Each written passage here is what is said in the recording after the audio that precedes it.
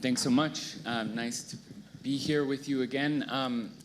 We have this panel that I think we hope can see as a continuation of conversations begun yesterday, and Dr. Cuthbert's excellent presentation, and really honing in on some of the hopefully key, most valuable tensions, opportunities, spectra of decision that need to be considered. But before we start, could I just ask the wonderful panelists to just each say a couple words about themselves and introduce themselves to the audience? Sure, thank you. So my name is Amanda Pichini. I'm the clinical lead for genetic counseling at Genomics England. So I'm a genetic counselor by background, and in my role I provide clinical expertise to Genomics England services, but primarily on the newborn genomes program, our generation study. Hi, I'm Wendy Chung. I'm currently the chair of pediatrics at Boston Children's Hospital, also the PI of Guardian, so I'll be speaking a little bit later, and started my journey on newborn screening over 30 years ago with phenylketonuria. I'm not sure. Okay, so I have to disclosure right from the outset. I'm not a scientist. I'm not an academic. Actually, by background, I'm a commercial lawyer. My name's Kate Orviss. I've become fascinated in the world of genomics because I've spent the last 3 years convening global discussions involving all the different elements of the genomics ecosystem, focusing on the fact that genomics has undeniable potential to bring great healthcare benefits. But if we do not attend to matters pertaining to the lack of diversity, both in the data set and the genomics ecosystem more broadly, genomics will exacerbate health inequality. So I'm delighted to be here providing a slightly different perspective. Thank you.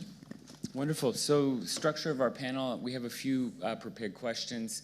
The first couple will go to all of our panelists. We'll hopefully get some wonderful focused answers, and then I have a couple questions to each of the panelists, and then we want to really open it up for wider discussion. So with no further delay, my first question really is a continuation of, and I think Dr. Cuthbert really framed this so well, but from a policy and implementation perspective, I'm wondering, what do we mean, in your opinion, when we talk about newborn sequencing? Where are you on the spectrum between it being primarily a public health or a medical care intervention, and why? And where on the spectrum do you stand regarding whether it's like newborn screening or not like newborn screening, primarily a risk stratification or a more clinical diagnostic tool? Now, these are not full dichotomies. We're not looking for either or. The world is not that way. But where are you on that spectrum? Tell us.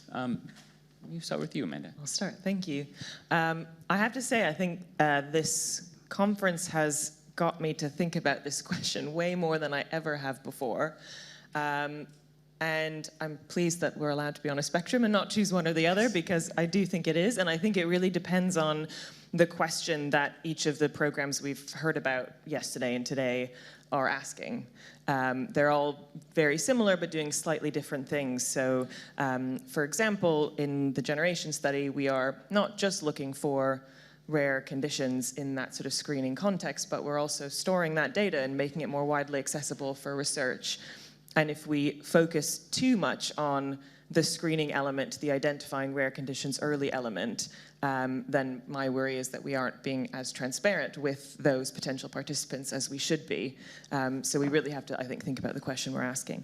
But I do think it is a little bit of both. I think we're primarily starting from a population health or public health perspective, because our aim is to reduce illness and identify a higher risk population amongst a population.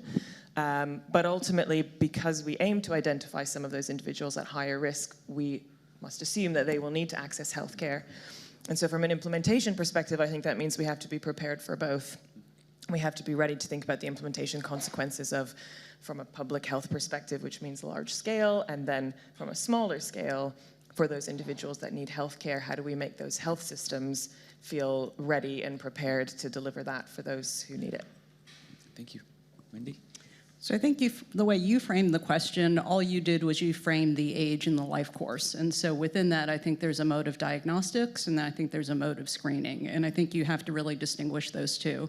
At least in the United States, there's been great evidence that's been put forth in terms of the diagnostic side of things, so babies with congenital anomalies, epilepsy, other things like that, and I think that's a completely different mode, and I think families and providers think about it differently. I think when you're thinking about screening or individuals that are asymptomatic, it's a very different mode, both from the participant point of view, from the data interpretation point of view, and then I think it's a question of, do you put it within the public health system specifically? So I think you have to define what your intent is in doing this, and then you can define from that what it is you're going to do. So we have people represented, groups represented that are doing different things. You'll hear from me later that as I think about this, I do think about how you can put something within the context of the public health system, and that's not necessarily what everyone's doing, and I'm not saying it is what everyone should do, but some of my comments will be from that vantage point. I mean, I think as an observation, having been at this conference, and also I was very fortunate enough to be at the Liberty Fund discussions, clearly there isn't kind of a right or a wrong answer to that. Everything, I think it's been fascinating to hear the different perspectives. And actually what I think has come out really strongly is this focus on making, being mindful of the fact that we need to know that whatever we're doing has, as far as we can, application and benefit to all of our populations. That might not be the case on day one, but we need to be mindful of how we're going to address that in the future. So for me, listening to the discussions over the last few days, I think that this concept of the distinction between public health and kind of clinical care, we need more. Okay, we're clearly just not at the stage where the benefits are going to be available equally everywhere. So maybe that is a factor that comes into the decision about where it's placed.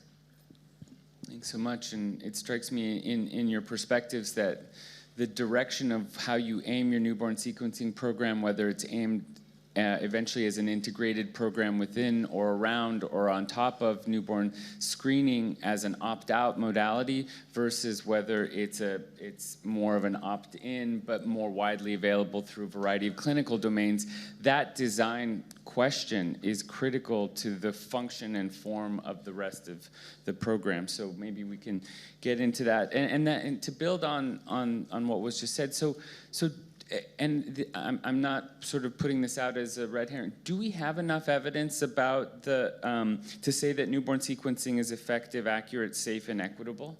And if we don't, what evidence do we most need next? Not will we get next, but do we most need next? So maybe start with Wendy, Kate, Amanda. Just vary it around a little bit. So I'd say it's completely obvious we don't have enough data, and that's why we're all doing the studies that we're doing. Within this, I think we need data along all of the dimensions. So that's just, in a short answer, that's why we're here. But if it's obvious that we don't have enough data, then why are some people headed toward making it an opt-out, sort of almost near mandatory? So if we don't have that evidence, then there's a dynamic there. I would suggest, I don't know, someone raise their hand if I'm mistaken, I don't know of any of us that are doing an opt-out at this point. Everyone's consented. I think we're very early in this process that we don't know the answers, and we want everyone to be fully engaged and transparent that this is research at this point. And we may get to the point where it's part of regular or a subset of conditions or a part of newborn screening, but to my knowledge, I don't know of anyone who's doing it in an opt-out sense. I think, to your point, we need to just make sure that whilst we are doing these as research programs, these are still real families that are undertaking this with us, and we need to still make sure that we're doing those research programs as safely as possible and not completely always defaulting to, well, this is research, so we'll just have to see. So I think what we need to do quite safely is just make sure, a bit like Wendy said, that we're really thinking carefully up front about the data that we should collect that will help us at the end of those research programs understand ourselves, and for those decision makers at a policy level to understand whether this has worked and whether this is safe enough to actually do more widely to a wider population. And again, depending on the country, that might be in a more consented type model or more in an opt-out model. And I'm thinking a little bit about the harmonization, localization kind of topic that came up a lot yesterday, but I think it would be really helpful especially as we're kind of collaborating internationally today, to think about, well, what are some of those metrics that we all share that we think are really important to evaluate, like even when it comes to family outcomes, what kind of scales are we using to understand family outcomes? What qualitative and quantitative data are we using? Because otherwise we might get results at the end of it and we're not necessarily comparing like for like, but also how do we make sure we can still localize that so that the data we're collecting is still representative of the population that we're working within, because those decision makers are often thinking about it in the context of the populations we're working within. I mean, I think all of this comes back to this concept, as Wendy says, we just don't have the data, and we have to be honest about that, and we have to be transparent, I would suggest, in terms of acknowledging that we don't, and be mindful about how we're going to go along that journey, starting with that being at the forefront of our minds now, not just saying, oh, great, we've got all this data that is applicable now, let's just go with that and we'll worry about everything later. I think from all the discussions that I have more broadly, it's about us being intentional about inclusivity from the outset of a project, not trying to retrofit that at the end, and also better community engagement in terms of understanding, the drivers of individual communities. And this is not an issue for any one individual jurisdiction. This is an issue for every jurisdiction in the world. It just comes with sort of slightly different, flavors, but the same principles must be applicable. So what I hear you all saying, and this really connects to the panel yesterday from the Liberty Fund participants, is that the value and values that are inherent in underpinning some of these programs and some of these research intentions are important to make explicit, because sometimes in science we think that our sort of quantitative rigorous bent means that there is an inherent objectivity to it, and yet science is a human endeavor, which makes it an endeavor that intersects with all sorts of human and political and socio-political kind of trajectories or vectors, whether we want to acknowledge it or not. And I'm not trying to be philosophical here. I'm trying to sort of point out that I have seen many scientific communities not want to, I think, as this community is appropriately dealing with some of the more values-based underpinnings to some of the work. So just happy to hear that. My next question is to Wendy. Is the variation in gene lists across major sequencing programs a signal of appropriate heterogeneity in approach to newborn sequencing in different states or countries, or concerning for lack of agreed upon standard screening protocols across different populations? So this is I'm going to give the very technical answer. I think, number one, we're in the very early days of doing this, and I think many of us are thinking about how to iterate in as we go forward. I do think, looking around the world, some of the conditions have been tailored based on conditions, variants that are more frequent in their population, and that's completely appropriate to do. Some of this is tailored based on the treatments available in those regions and the commitment not only to diagnose and adios, but the commitment to diagnose and then to continue in terms of supporting that individual to a definitive diagnosis and onboarding to care. And so I think if you can't commit to that entire pathway, you shouldn't be doing the screening up front. And so with that, I think individuals have tailored based on that, and I think that's appropriate to do. I think some individuals have made decisions based on capacity. So there are technical issues that come with the sequencing, the method of sequencing, the ability to do the interpretation, various factors that I won't get into, but there are technical constraints on this as well, and that's appropriate to do because, again, you want to have an accurate information that you're giving back out from this. And then finally, I think there are capacity issues. And so in the early days of doing this, you don't know exactly how much you're biting off in terms of what it's going to take for bandwidth, literally, for your analysts to be able to do this. And so I think in terms of turnaround time and commitment to that, I think individuals have right-sized this based on what they're capable of doing. So for all of those different types of reasons, I think individuals have chosen lists of genes and variants to put on. I think based on the underlying study design, there are also things that people have thought about in terms of the variables about penetrance, expressivity, burden of disease, as well as the age of onset. And so within those dimensions, I think those are other things that people have done. Some people have been broader in terms of thinking about age of onset, penetrance. And again, depending on what your study design is, that may be completely appropriate to do. So based on that, you can imagine, I think I just listed off, I don't know, 7 or 8 different variables within that. It's not surprising that we have different lists of genes, and over time, I do think that if this becomes public health screening, there will be convergence at least by country or by, as we have more treatment options available, things that will hopefully expand to add more things with more treatments, and hopefully around the world, more treatments will be available to more people. Thank you. Amanda, a question for you. How sure are we, or how sure should we be, that newborn sequencing reference standards, which are largely derived from studies in European ancestry populations, can appropriately detect variants of clinical significance and concern in non-European populations? Should that in any way change our current approaches to counseling and consent? So I think Kate was alluding to this earlier about how do we make sure that any programs we're setting up are as equitable as possible and recognizing where we are. I think, well, there is disparity amongst our data sets, and it's a pretty undisputable fact. Whether that affects sensitivity, I think depends to an extent, again, on the question we're asking. What genes are we looking for? What variants we're looking for? What our pipeline is? So I'm not sure in general, but I think we have a reason to worry about it, question it, monitor it, evaluate it as our programs go on. That's really important. I think if we, rather than sort of focus solely on the sensitivity question, though, I think we should focus a lot more on that kind of equity of access point of view, because if we're not thinking about ways that any family or any community would want to take part in a research study like this, then we'll continue to kind of exacerbate those data inequalities that we know exist.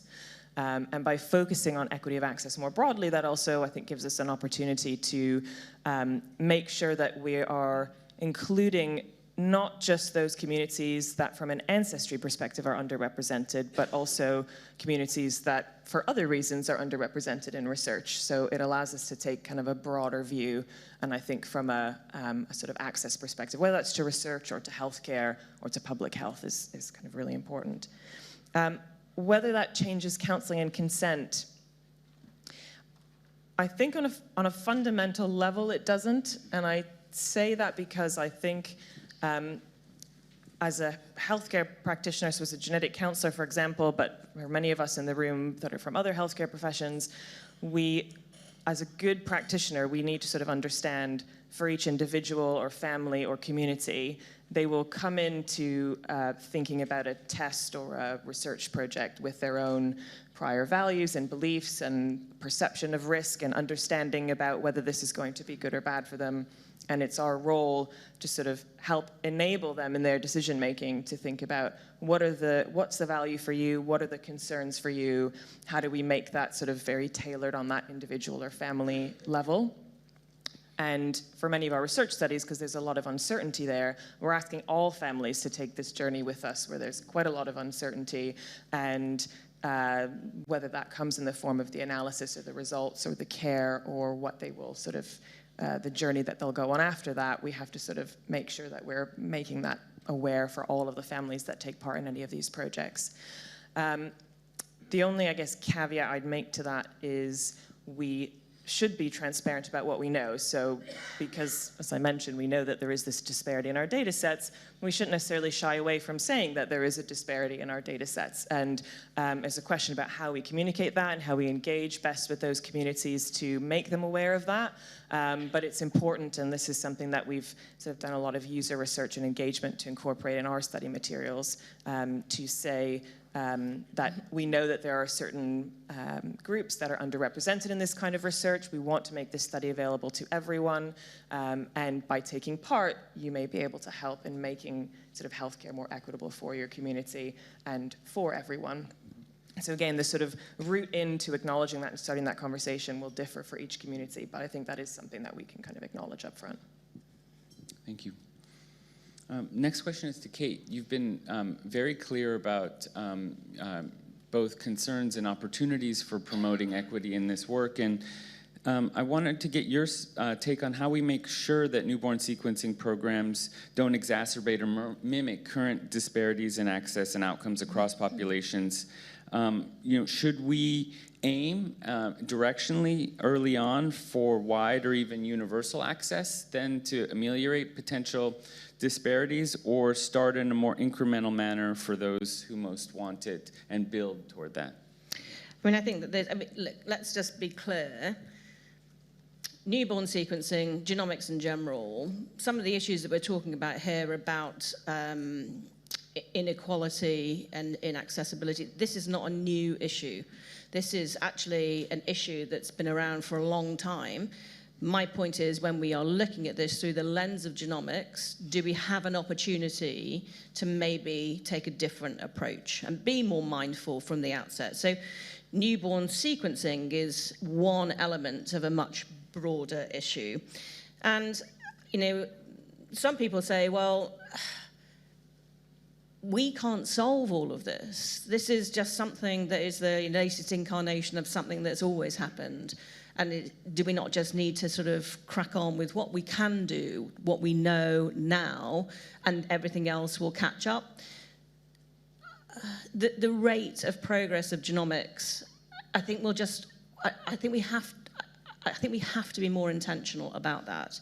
Because if we just repeat what we've always done, we know that genomics has the potential to really exacerbate healthcare inequality. So I think that, Amanda's made some really good points, and Wendy, in terms of, we know that we don't know, okay? So we need to acknowledge that. We need to acknowledge and be transparent. And I think the worst thing would be to not be transparent and encourage everyone to participate. And then it becomes clear that people don't get the same benefits because the data isn't there, because their community is not represented in the same way. We don't have the data. It will just become a self-fulfilling prophecy that we have a situation that is inherently biased against certain parts of our communities. So I think, from the discussions that I have more broadly about genomics, there's a lot, of underrepresented communities to say this is all about power and control and respect. And I think that we need to understand how we kind of engage in a respectful way, because one of the other things that can happen is that we all get a bit carried away with the potential of what genomics can achieve, and then encouraging communities to participate because it's going to be good for them, because you need to participate, because if you don't, you will be left behind. That's actually a very coercive discussion, whereas I think we should be going to kind of communities, understanding their needs and meeting them where they are and making sure that they're fully involved from the outset. And that is a change that we can start thinking about in 2023. That is not specific to newborn sequencing. It's a broader point. But I think that there is an opportunity for us to be much more intentional and mindful, because we know what's going to happen if we're not.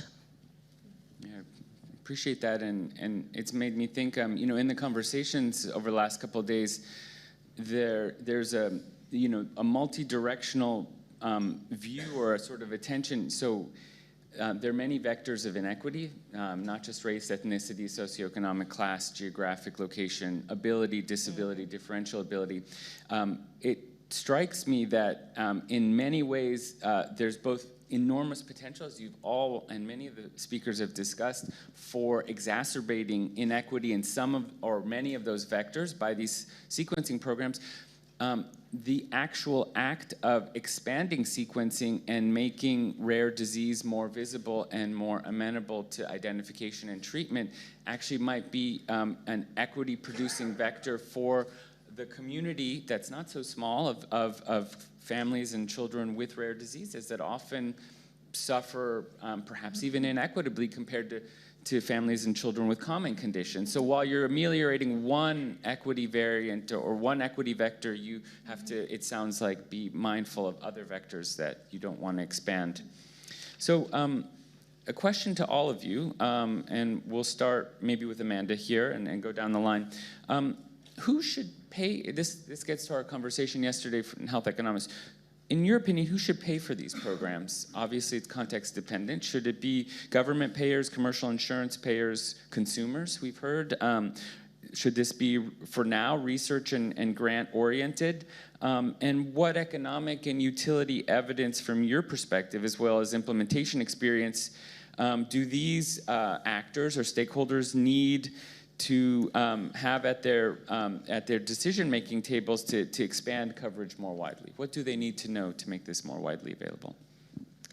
So you mentioned context definitely is really important. I think it will be a mixed bag, and that's okay, so long as we are, again, mindful about what the potential consequences might be based on who the funders are. So it may be absolutely appropriate and really helpful to have some funding from commercial providers who are really invested in wanting to develop some of the treatments that might be able to be applied for some of those conditions that we're looking for. That may be a vested interest for them. It's also an important interest to families, and that may be, in general, a positive thing, but then we also have to make sure that we're really transparent with those participants, many of whom won't individually receive those treatments that, for those rare conditions. So we have to make sure we're transparent with them about who those funders are. And that's a question I know we've definitely had a lot as we've been developing the generation study, is a lot of ask from different communities we've been engaging with and from parents where we've been conducting user research, is wanting to know who's funding this. So it's clearly a question that we should be ready to answer.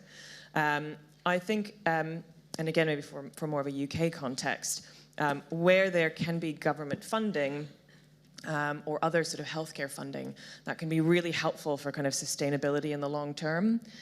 So where there is that ability to get that funding for these programs up front, that means that you're already at a point where you can start a closer dialogue with those decision makers, because obviously they put some money in, so they're really invested in knowing what will come out of it in order to make those decisions. So I think there's a real advantage there. In terms of then what kind of evidence they want, I think we would just really have to ask them. And that really has to start quite early on as well. So again, as we heard yesterday from Sir Professor Mike Richards, the way in which we currently think about screening and adding conditions to newborn screening has always been done in a particular way. And if any of our programs that we're talking about is going to work, it relies on a bit of a shift for some of those decision makers to be open to thinking about making those decisions in a slightly different way. So I think that, again, involves a lot of dialogue with us, asking them what kind of evidence would be helpful for you to see if we were to do something like this, that you would feel confident at the end of that making a decision. And that might not be exactly the same kind of evidence that you're used to receiving, but how do we kind of work to a compromised ground or a bit of a changed ground around the kind of evidence that you might be able to scrutinize to make a decision on the back of what we've been doing. Wendy? So I'm going to answer the question not when we're in the research mode, but when we're actually doing the implementation, who should be paying. And from my point of view, and I only really know the US system, it should be what we have for newborn screening. Now within that, just to be clear, each state has its own way of doing things in the United States, and so there are slightly different, a couple different variations on the theme, and I won't go into the specifics, but it should be in the same way that we do newborn screening from an access point of view. That is, that it should be something universally accessible from my point of view to be able to allow everyone to, it's just an access issue. So when we think about that, that's where I'd go in terms of those types of things. As we think about this longer term, I'll also say that within this, we can't just think about this part of the program, but we have to think about after screening what happens with the treatment and make sure that is accessible as well as we're thinking about those opportunities. So it's not just stopping with the screening and ending there. I'm actually going to go a little bit wider because I think we've heard a lot. Newborn sequencing this is just kind of one end of the spectrum of what genomics can achieve, and it's like quite the advanced end. In some of my discussions, it's much more about some jurisdictions, populations hear us talking about rare disease and precision medicine and newborn sequencing. And actually, if that's all that genomics can be, that is just not resonating the same with everyone everywhere. We have jurisdictions in the world where that's just never going to be their primary focus because it's just too much about like a Western luxury. It's just something. Now, those jurisdictions, they might use genomics as something different. And then there's a different question about, is it only jurisdictions that can afford to fund genomics that get to participate. So, across the continent of Africa, for example, the H3 Africa project was funded by NIH and Wellcome, very limited national support for genomics initiatives.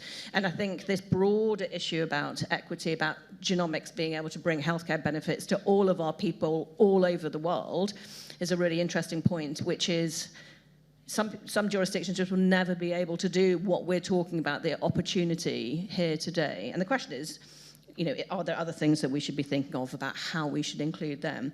But essentially, I see genomics as the most colossal team sport. There's like no one jurisdiction, no one program, no one person in this room, no one company, no one country, no one patient group, no one anything can make this happen by themselves. And my own personal view is industry has an enormous role to play in bringing the benefits of genomics more equitably to more people. But we have to find a way to engage with them, and that's not always straightforward. But I'll stop there. Thank you. So this is my last question to the panel. So we're going to have time available for your questions. So please be ready and thinking about your questions. So my last question builds off of that, Kate, and goes right back to you and then back down the line. Asking you shall receive. How do we prepare for scale equitably? What are the workforce considerations around providing appropriate consent? Who will do it, and how do we ensure that the medical care system, to Wendy's point, is ready to receive and act upon with fidelity and excellence the positive results at scale? Okay, so I think you can think of at scale in different scales. So within jurisdiction and between jurisdictions, without question, there is a huge challenge with respect to workforce. And actually, there's even more of a challenge if you think of some jurisdictions in the world that also want to get a foothold in genomics. Actually, we invite scientists to train, for example, at the Wellcome Sanger Institute in Cambridge. They then, would want to go back to their own jurisdiction. And then they get a nice offer from the US or the UK. And then, so we have kind of an enhanced issue about workforce development, which is not only within the most advanced genomics ecosystems, it's about how we have workforce training and development more broadly. To me, one observation is we have to find a way of collaborating. There is the most astonishing amount of innovation going on in this space, and there must be a humongous amount of collaboration and duplication of effort. So how do we find a way to combine all of these best practices and learn from each other? Because we can't have a situation where everyone's got to start all over, repeat all the same mistakes. Collaboration, I think, is inherent in... Oh, I'm going to make a joke. In the DNA of genomics is a collaborative effort. So I think that we need to think much more about how we can really, truly materialize that. So the way I think about this is, number one, I think this is iterative and that we're learning together as we do this. I couldn't agree more in terms of the need for collaboration. I think the more simple the message is of what we're doing, the easier it is to explain that to the public and to allow them to make a decision about this. And I would argue that if we make this within the spirit of what we think of with newborn screening, that is things that affect young children that are medically actionable, where there's something that's treatable, especially if the treatment is extremely effective and accessible, that's a very easy message to be able to explain to families. And I think that is what they're looking for as families. It gets to be a much more complicated discussion as you increase the complexity of the conditions that you talk about. And so at least we've chosen to avoid that, to keep it simple and to be able to make sure that we can get out, build the infrastructure around the simple use case, and then be able to think how to iterate after that. That's what I would argue. The other thing within this, though, is that we have a worldwide group of experts, and we need to be able to pull on that. These are all rare conditions, but on the other hand, globally, we have experts, both in terms of interpretation of data, as well as how to treat these conditions, and to know whether or not these are really even conditions as we do the screening. And so what I would suggest is we need a Rolodex, essentially internationally, in terms of being able to know who are the go-to people as you're trying to interpret specific variants, as you're trying to decide who needs treatment, and as you try and decide when to treat and how to treat. And in fact, if we were to do that globally to do this, I think that scales in the era where we can do this. And I know there are regulatory issues which we have to think through. How can a doctor in the UK be able to help my patient in Boston from a regulatory point of view when they're the ones that have expertise? I hope we can think about a way of being able to do that, because collectively we're stronger. I wonder if ICoNS is a wide tent that's already starting to do many pieces of that. Yeah, I completely agree again on the points about international collaboration. That's obviously really crucial. From a implementation and sort of tactical perspective, the two things I think are really important are engagement with the healthcare community and education of the workforce, which I know we've talked about a lot already, and education is a huge passion of mine. And I think how we do that also needs to be really thoughtfully done, because in order for this to work at scale in whatever health system we're in, we have to get to the crux of, for any healthcare professional that's involved along that journey, whether it's consent or giving a result, why is this helpful for me in the way I care for my patients? Because if that's not what they're seeing, then we're never going to get this off the ground. And that might look slightly different for, say, a midwife or an OB or whomever it is that's having that consent discussion to the specialist pediatrician that's dealing with that result. But that's really where that engagement piece has to come in to say, this is what we think are the potential benefits here. What do you think about that? What are your concerns? How might we be able to address it and sort of work on that when it actually comes to implementation? In terms of education and how we actually deliver that, we have to use quite a sort of, I think, creative and almost scattergun approach of a few different ways, particularly when it comes to giving positive results. These are going to be quite small in number, at least in the scale of the projects we're doing. So any one specialist may only be dealing with a very small number of cases over the course of time that we're returning results for any of these conditions. So that means not just kind of going out there and giving lectures about here's what newborn screening with genomics involves and this is what you need to know, because by the time they get called or have that baby that they might have to take care of, that may all be forgotten. So we have to think about just-in-time resources and tools that can be made available to clinicians at the time that say, right, I'm in this situation. This is slightly different for me because I'm usually used to seeing these families when they already have symptoms. So what do I need to know to take those next steps further? And then my final point, maybe I'll make from a harmonization, localization point of view, is developing sort of competencies and competency frameworks. So that's something we've spent a lot of time doing, and we've focused on making those workforce agnostic. So really just thinking about at any one stage in the process, so again, whether that's consent or returning results, what does the person interacting with that family need to know or think or do? Really focus on that. And then that can be localized in practice depending on the context that they're in. So if it's a midwife in one context, if it's a genetic counselor in another context consenting, which I don't think is necessarily appropriate for scale and the best use of genetic counselors, but whoever that might be, that they're following those same competencies. And again, when it comes to results, we can think about what are the responsibilities of those specialists at that time, and then that way it's a little bit more flexible. We can be dynamic around where there are differences and how we're delivering these programs in different countries as well. Thank you. We have about 7 minutes, so the briefer your questions, the better and more of them we'll be able to answer. Yeah, this is a question for Wendy. Massachusetts was the first state to do newborn screening.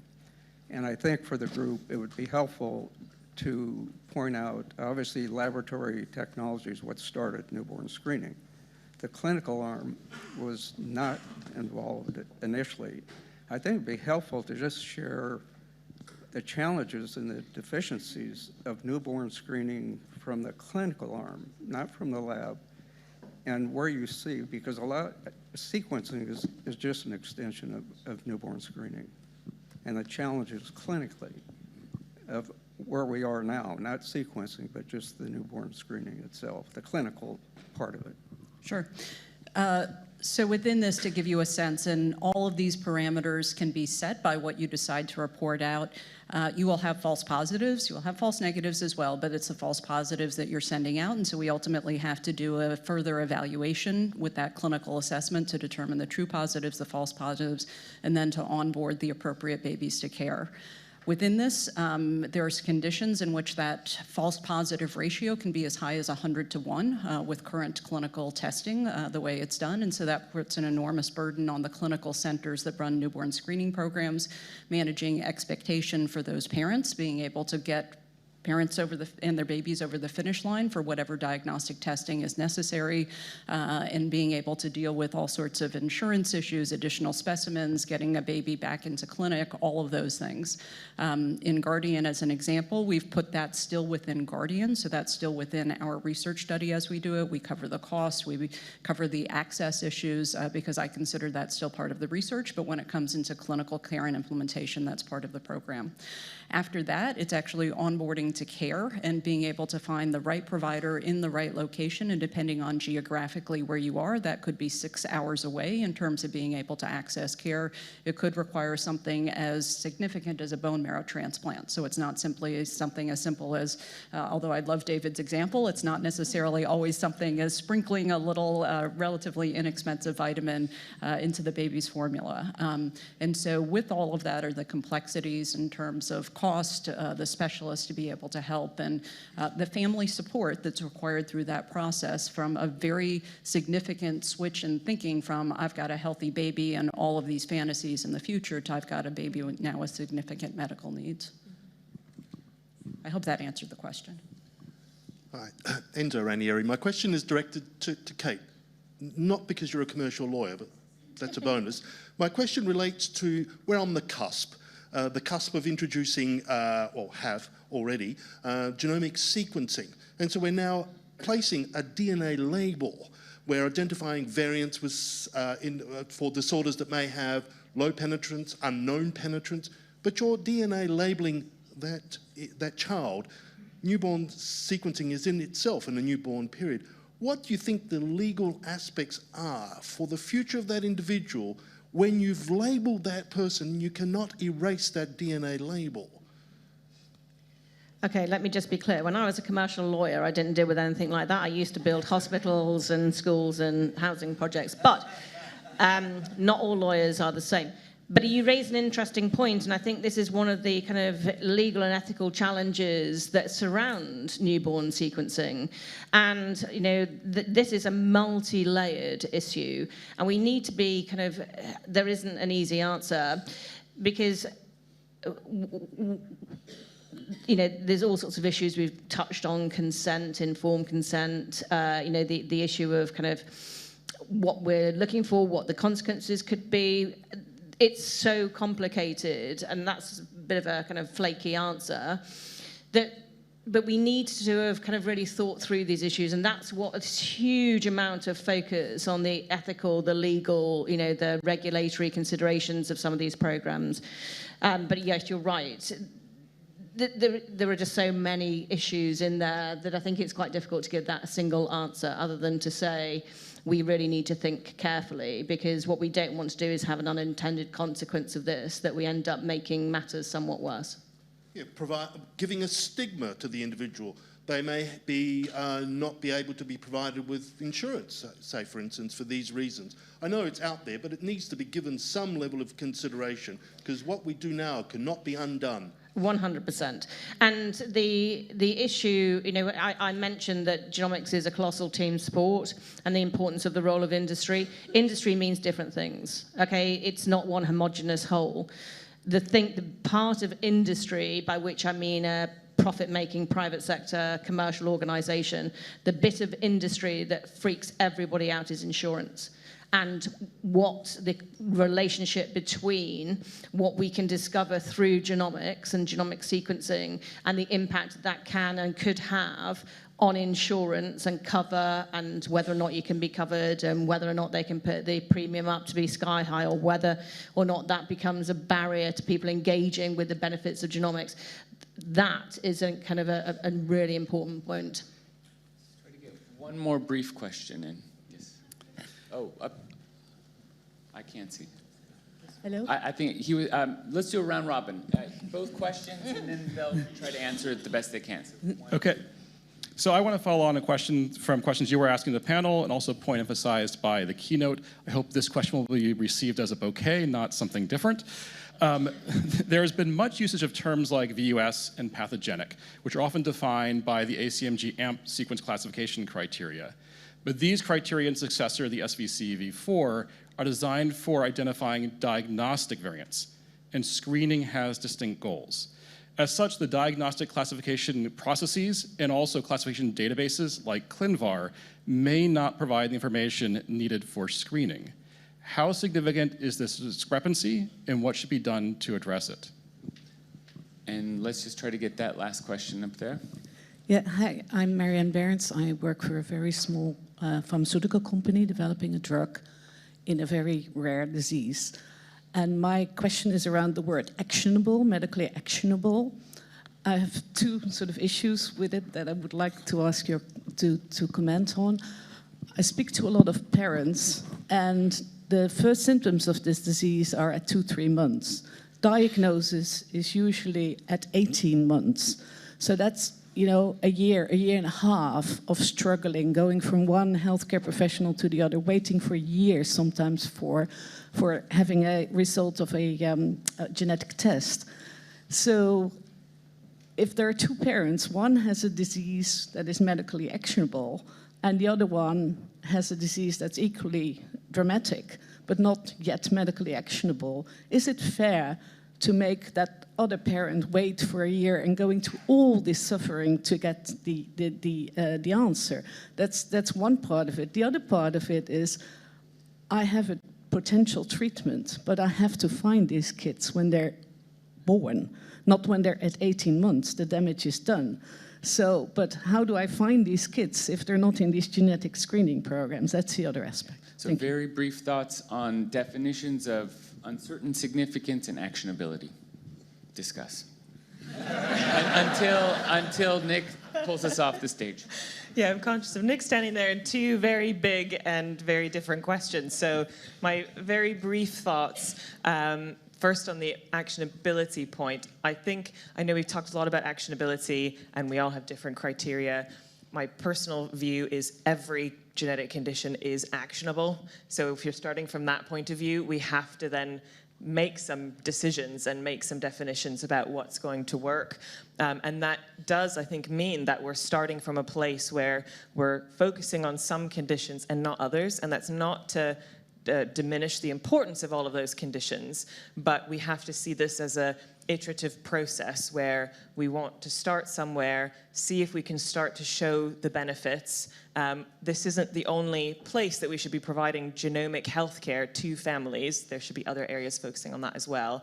And hopefully, as we keep learning from real-world evidence we start to collect, we can come back to some of those conditions that are maybe a little bit less clear or where there's a little bit more uncertainty about them. And then very briefly, my thought on the ACMG point is, yes, they are different. And that's where I think we do have to look at a different approach to interpretation and be much more careful with that. And I think that's where I think a lot of us are being quite conservative in the variants we report as a result. Even if that means we're likely to miss a lot of cases, it seems like that's where the balance is tipping at the moment because of that.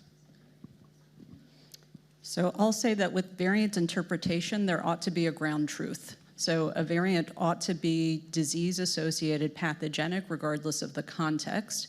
I think the interpretation of how you interpret the variant within the screening versus the diagnostic context and your priors are different, and we can talk about that later. But I think fundamentally there's a ground truth to variants.